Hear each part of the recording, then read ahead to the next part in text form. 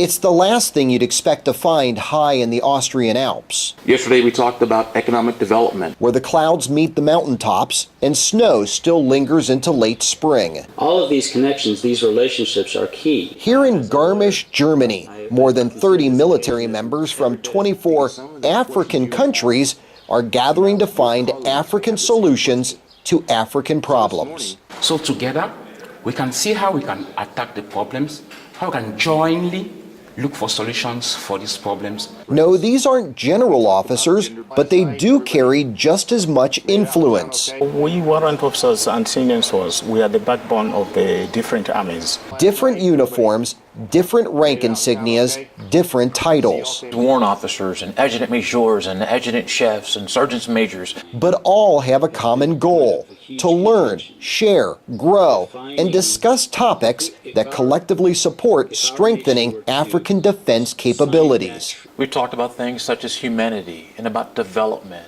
about rule of law, about governance. The Joint Warrant Officer and Senior Non-Commissioned Officer, or JWOS Symposium, was organized by the Stuttgart, Germany-based U.S. Africa Command. That is all an example of the rule of law.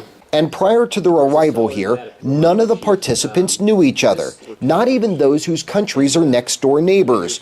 So just the opportunity to meet, discuss challenges and solutions, and exchange email addresses may be the most important benefit of this conference. We know the solution has to be with us.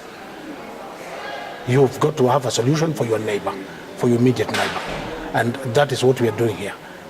The solution is with us. And we can come together as Africa countries, and we are discussing our problem. We're in this all together. This is about peace and security of not just one country, but for all. The 5-day symposium starts in the conference room, but ends with a field trip to U.S. Army Garrison Grafenwehr, an opportunity to see how the U.S. military conducts business. The takeaway we want them to have is first to look at our professional developmental models.